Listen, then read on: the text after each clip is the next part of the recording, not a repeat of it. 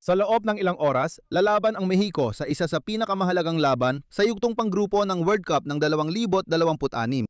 Sigurado ng pasok sa susunod na round ang koponan ni Javier Aguirre matapos talunin ng South Africa at South Korea, pero mahalaga pa ring matapos silang leader ng Group A. Makakaharap nila ang Czech Republic na kailangang manalo para manatiling may pag-asa, kaya asahan ang matinding laban mula sa simula. Katulad ng nakagawian sa Barca, uumpisahan natin sa pagrepaso ng schedule para siguradong hindi kayo makakamiss saan man kayo naroroon. Sa Espanya, ang laban ay gaganapin ng alas 3 na madaling araw sa Huwebes. Sa Portugal, magsisimula ito ng 1 oras mas maaga, alas 2 na madaling araw. Sa Mexico, inaasahang masaya ang atmosfera sa Estadio Ciudad de Mexico. Magsisimula ang laro ng alas 8 ng gabi, oras ng sentro ng bansa. Kung sinusundan ninyo kami mula sa Baja California, magsisimula ito ng alas 6 ng gabi. Sa Estados Unidos, depende ito sa time zone. Sa silangang baybayin tulad ng Nueva York, Miami at Washington, nagsisimula ang laban ng alas 9 ng gabi sa gitna, gaya ng Dallas, Houston at Chicago, alas 8 ng gabi sa Mountain Zone, Denver, alas 7 ng gabi sa kanlurang baybayin tulad ng Los Angeles, San Francisco, Las Vegas at Seattle, alas 6 ng gabi sa Canada, alas 9 ng gabi sa Toronto at Montreal, alas 8 sa Winnipeg at alas 6 sa Vancouver.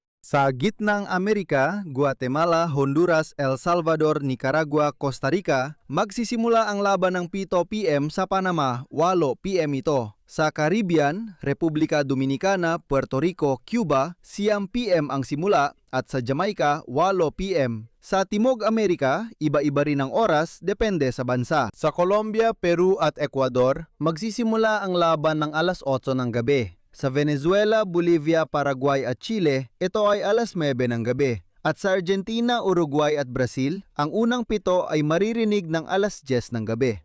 Kaya alam nyo na, ayusin nyo na ang inyong mga relo dahil hindi ito isang ordinaryong laban. Hangat ng Mexico na walisin ang group stage at ipakita na kaya nilang tapatan ang sinumang kalaban sa World Cup na ito. Ang Republika ng Czech ay sasalang sa totoong final. Kailangan manalo ng mga Europeo at bantayan din ang mangyayari sa isa pang laban sa grupo sa pagitan ng South Africa at South Korea na gaganapin din sa parehong oras.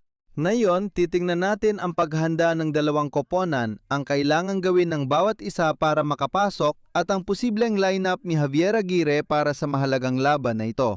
At ngayon, narito na tayo sa isa sa mga bahagi na madalas ninyong hinihiling sa bawat isa sa mga video na ito. Saan mapapanood ng live ang laban ng Czech Republic kontra Mexico? Dahil depende sa bansang kinaroroonan ninyo, nag-iiba ng husto ang pagsasahing papawid. Magsisimula tayo sa Mexico, kung saan napakataas ng inaasahan. Ang laban ay mapapanood ng live sa Canal 5 Las Estrellas, TUDN at pati na rin sa ViX platform, kaya halos buong bansa ay magkakaroon ng access sa laro. Inaasahan ang maraming manonood dahil sunod-sunod ang panalo ng Mexico at pwede silang magtapos na walang talo sa group stage. Kung nasa Espanya kayo, libre ninyong mapapanood ang laban sa laisa ng Telebisyon Espanyola at RTVE Play mula sa anumang device. At magiging available din ito sa DAZN na nagbibigay ng kumpletong coverage ng World Cup 2026. Sa Portugal, ipapalabas ang laban sa Sport TV na may karapatan sa Copa del Mundo. Sa US, kung saan may maraming komunidad ng Meksikano, may dalawang opsyon. Kung English ang gusto mong broadcast, panoorin sa Fox. Kung nais ninyong panoorin ito sa Espanyol, available ito sa Telemundo at sa Fox Sports app, Fubo at Peacock na mag-o-offer din ng streaming ng laban. Sa Canada, TSN, CTV at RDS ang mga ngasiwa ng broadcast, habang sa Central America ay magkakaroon din ng malawak na coverage. Sa Costa Rica, mapapanood ang laban sa Teletica. Sa Guatemala, ipapalabas ito sa Chipin TV. Sa El Salvador naman, sa TCS. Sa Honduras, sa Televicentro. Sa Nicaragua, sa Canal 10 at sa Panama, ang magpapalabas ng laban ay RPC TV at TVN. Sa Timog Amerika, karamihan ng bansa ay may signal mula sa D-Sports pero may libreng palabas din depende sa teritoryo. Sa Argentina, bukod sa D-Sports, mapapanood din ito sa TLC. Sa Chile, mapapanood ito sa Chilevisión at D-Sports. Sa Colombia, ang laban ay papalabas sa Caracol Televisión, RCN at D-Sports.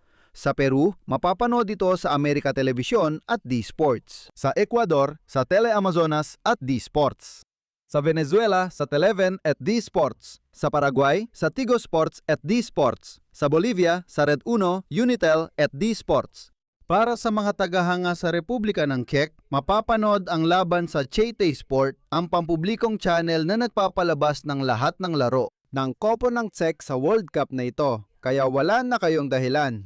Kahit saan mang bansa kayo, mapapanood ninyo ang isa sa pinakamahalagang laban sa Group A. Sa susunod, babalikan natin ang huling balita mula sa kampo ng Mexico, ang pahayag ni Javier Aguirre, ang atmosfera sa locker room, at kung bakit mahalaga ang laban na ito para sa try sa World Cup eliminasyon. Matapos nating talakayin ang schedule at channel, puntahan na natin ang mahalaga. Ano ang kalagayan ng dalawang koponan pagpasok sa laban na ito? Dahil kahit na sigurado na ang pagpasok ng Mexico, marami pa ring nakataya sa huling laban na ito ng Group A. Umpisahan natin sa 3. Ang koponan ni Javier Aguirre ay may mataas na kumpiyansa matapos ang dalawang sunod na panalo sa unang dalawang laro. Tinalo nila ang South Africa 2-0 sa unang laban ng World Cup at sinundan ito ng 1-0 panalo laban sa South Korea sa goal ni Luis Romo na nagpatibay ng unang pwesto at nagdala sa kanila sa round of 32. Gayunpaman, malinaw ang mensahe sa kampo ng Mexico, walang gustong magpakakampante. Inamin ni Javier Aguirre sa press conference na kahit may 6 na puntos na sila, hindi pa rin siya lubos na sisiyahan sa laro ng koponan. Naniniwala siya na mapapaganda pa ng Mexico ang laro nila, lalo sa paghawak ng bola, at nais niyang mataas ang kumpiyansa ng koponan sa eliminations. Para sa Mexicanong coach, hindi lang ito isang formalidad kundi pagkakataon. Perpektong pagkakataon ito para mag-improve pa bilang koponan bago magsimula ang World Cup knockout stage. Bukod pa rito, ang paglalaro sa sariling bayan ay isang malaking advantage. Muling lilika ng madandang atmosfera ang Estadio Ciudad de Mexico kasama ang 10,000 tagahanga ng L3. Mataas ang pag-asa sa bansa at malinaw ang layunin. Tapusin ang group stage na may 9 na puntos at magpadala ng mensahe sa ibang paboritong koponan. Harapin ang laban. Makakaharap nila ang Czech Republic na may mas mabigat na pressure. Natalo ang mga Europeo sa South Korea sa World Cup at nagtapos lang ng tabla kontra South Africa sa ikalawang laro. Yun ang nagpanatili sa kanila sa laban pero kailangan nilang talunin ang Mexico para may pag-asa pang pumasok sa next round. Kailangan din nilang tutukan ang kasabay na laban ng South Africa at South Korea dahil nakadepende ang kanilang kinabukasan sa resulta nito. Sa kabila ng hamon, nais ni Miroslav Kubek, coach ng Czech Republic, maghatid ng mensahe ng kumpiyansa. Bago ang laban, sinabi niyang walang imposible sa football at nanalampasan na ng koponan nila ang mahihirap na sitwasyon noon.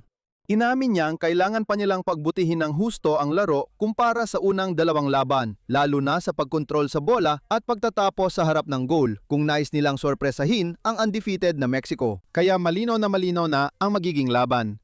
Walang pressure ang Mexico na mag-qualify, pero layunin nilang ipagpatuloy ang winning streak at maging handa para sa knockout stage. Ang Republika ng Czech ay haharap sa tunay na final, hindi sila pwedeng maglaro ng alanganin. Kailangan nilang maglaro ng todo, hanapin ang panalo at umasa na pabor sa kanila ang resulta sa kabilang laban sa grupo.